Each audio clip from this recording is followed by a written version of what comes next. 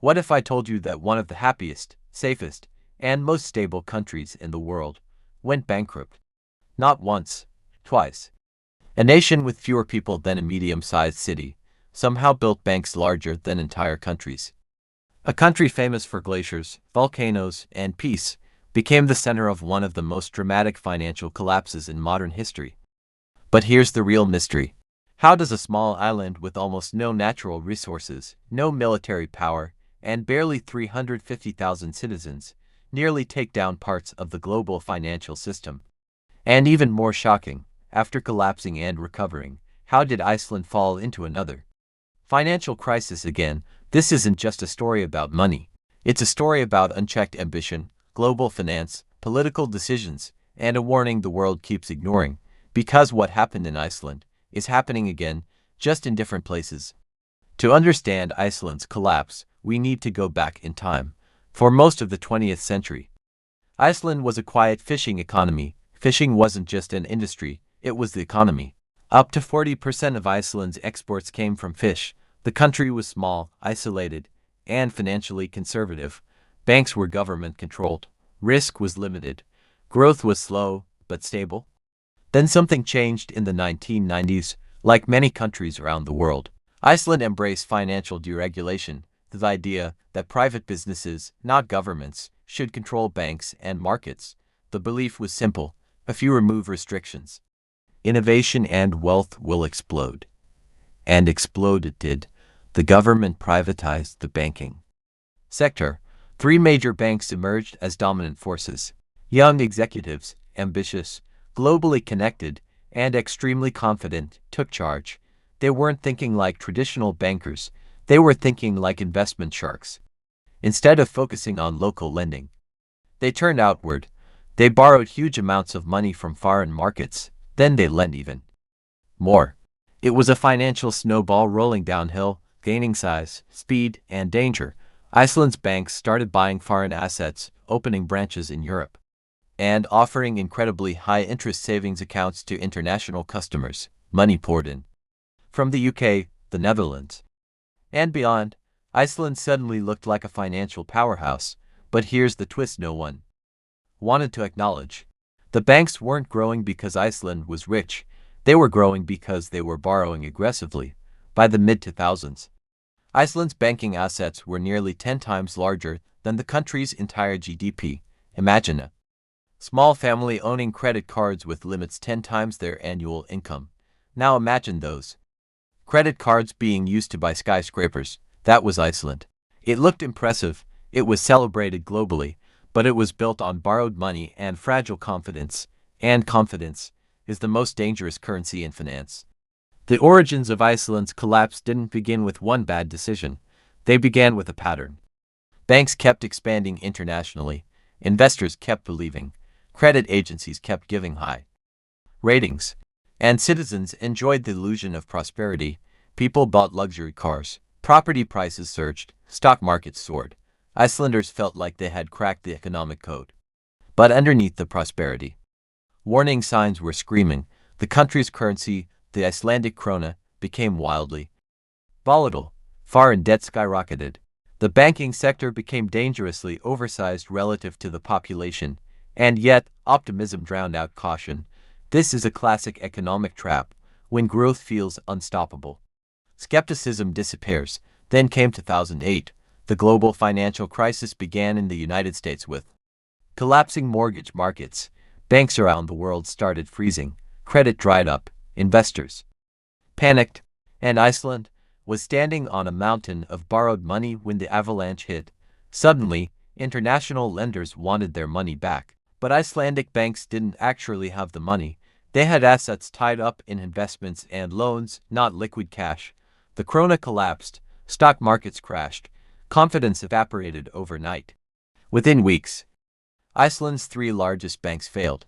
Not struggled, not downsized, failed. The government couldn't bail them out. The banks were simply too big. The nation that once celebrated financial genius was now facing economic ruin. The breaking point wasn't just financial, it was psychological. Citizens woke up to discover their savings were trapped. Businesses couldn't import goods. Inflation exploded. Unemployment surged in a country where unemployment had barely existed. Protests erupted in Reykjavik. People banged pots and pans outside Parliament, an event later known as the Kitchenware Revolution. The government fell, trust in leadership shattered, and Iceland became the first developed country in decades to effectively go bankrupt. International headlines labeled it a disaster. Financial experts called it a warning. Ordinary people called it betrayal. But something unusual happened next. Instead of rescuing banks at all costs, like many larger countries did, Iceland let them fail. Yes, the economy suffered. Yes, citizens endured hardship. But the government focused on protecting people, not institutions. It was a controversial move. And at first, it looked like total collapse. Yet hidden in the ashes was the beginning of a different path. The immediate fallout was brutal. Currency controls were imposed, inflation reached painful levels, foreign investors fled, household debt skyrocketed, but something unexpected emerged: resilience. Tourism boomed as Iceland became cheaper for foreign visitors, fishing and renewable energy sectors strengthened. The government implemented strict reforms and accountability measures. Slowly, painfully, Iceland began rebuilding. By the mid-2010s, many economists praised Iceland as a recovery success story. The country regained stability, unemployment dropped, growth returned. But beneath the surface, another cycle was quietly forming, because economic memory is short, and financial systems rarely change as much as we think they do. By the mid-2010s, Iceland looked like a miracle story. International media praised its recovery. Economists pointed to its bold decision to let banks fail as a model. Tourism exploded. New hotels rose across Reykjavik. The krona stabilized. Growth numbers looked healthy again. But here's the uncomfortable truth about economic recoveries. Stability often hides new risks. The reforms Iceland introduced after the 2008 crash were significant: tighter financial regulations, legal action against certain banking executives, and currency controls to prevent rapid capital flight. On paper, it looked like the country had learned its lesson, yet financial crises rarely repeat in the exact same way. They evolve. While Iceland didn't rebuild giant global banks again, a different vulnerability started growing: dependency. Tourism became the new economic engine. In some years, tourism revenue rivaled or even surpassed fishing. Airlines expanded routes. Apartment rentals skyrocketed. Entire neighborhoods shifted to serve visitors instead of locals. At first, this seemed like diversification. In reality, it was concentration, just in a different industry. Instead of relying on fish, instead of relying on banks, Iceland began relying heavily on tourism and global travel demand. And reliance is simply risk wearing a friendly mask. The second collapse wasn't as dramatic as 2008, but it was just as revealing. In 2018 and 2019, cracks appeared again. Iceland's largest airline, a major artery of its tourism economy, began struggling financially. Global travel competition intensified. Currency fluctuations returned. Household debt quietly climbed once more. Then global events hit, when international travel slowed dramatically. Iceland's tourism-driven economy felt the shock almost instantly. Hotels emptied, flights were canceled, jobs vanished, government revenue shrank. While not a literal national bankruptcy like 2008, the effect was economically devastating enough that many analysts described it as a second financial downfall. A different version of the same vulnerability. This time, it wasn't reckless banks. It was over-reliance on a single growth engine. The country that once trusted finance too much, now trusted tourism too much. Different sector, same pattern. And this is where Iceland's story becomes bigger than Iceland, because the pattern isn't unique. First comes rapid growth, then comes confidence, then comes concentration, then comes shock, then comes recovery, followed by forgetfulness. It's a cycle seen in oil economies, housing markets, tech bubbles, and even cryptocurrency booms. The shocking data isn't just about Iceland, it's about how financial systems behave globally. Before 2008, Iceland's banking assets were nearly 1,000% of GDP.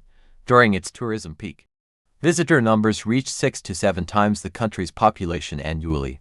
Household debt ratios repeatedly climbed during growth phases. Currency volatility returned every time global markets shifted. The lesson wasn't simply banks are dangerous. The lesson was imbalanced growth is dangerous. And imbalance doesn't care whether the industry is finance, tourism, oil, or technology. What makes this cycle powerful is human psychology. When something works, we trust it more. When it works repeatedly, we depend on it.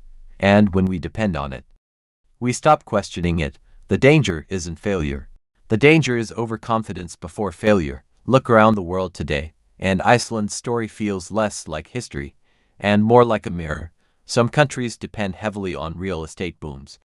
Others rely almost entirely on tech stocks. Some hinge their economies on oil exports, others on manufacturing or tourism alone. In each case, the promise is the same. This time, it's sustainable. But the warning signs are also the same. Rapid credit expansion, asset prices rising faster than incomes, industries growing larger than the economies supporting them. Public optimism replacing financial caution. The difference between a boom and a bubble is often invisible until it bursts. Iceland didn't collapse because it was reckless alone. It collapsed because global systems rewarded risk-taking and punished caution. It collapsed again because recovery bred new confidence without eliminating structural dependency. And this is why its story matters today more than ever, because the world still celebrates rapid growth, the world still praises financial innovation, and the world still forgets that every boom carries a shadow. So did Iceland truly go bankrupt twice? Technically, the second event wasn't a formal national bankruptcy like 2008, but economically and psychologically, it revealed the same vulnerability. The same cycle, the same structural fragility. The phrase bankrupt twice isn't about legal definitions, it's about patterns. It is about how nations, just like individuals, can recover from disaster yet still repeat the behaviors that led them there. And perhaps the most unsettling part of this story is that Iceland is often considered a success case, which raises an uncomfortable question. If this is what success looks like, what does failure look like elsewhere? Takeaway 1. Size doesn't equal safety. A country's small population didn't protect Iceland from global financial forces. Economic exposure isn't about landmass or population, it's about financial structure. Takeaway 2. Diversification is survival. Relying too heavily on any single industry, whether banking, tourism, oil, or technology, creates hidden fragility. Growth without balance is just delayed risk. Takeaway 3. Memory is short, cycles are long. Financial systems don't forget, people do. Each generation believes it's smarter than the last, yet markets continue repeating similar patterns. The real danger isn't another Iceland. The real danger is assuming this can't happen here. Economic collapses rarely announce themselves. They whisper through rising debt, soaring optimism, and unchecked confidence. By the time headlines appear, the damage is already unfolding. Iceland's story isn't about a frozen island in the North Atlantic. It is about the fragile architecture of modern finance and how quickly perception can shift from prosperity to panic. And if history teaches anything, it's that financial stability isn't permanent, it's negotiated daily. If this story changed how you think about economies, growth, or even your own financial decisions, share this video with someone who believes it can't happen again, because the most powerful financial lesson isn't predicting the next collapse, it's recognizing the patterns before they repeat. And the patterns are already forming.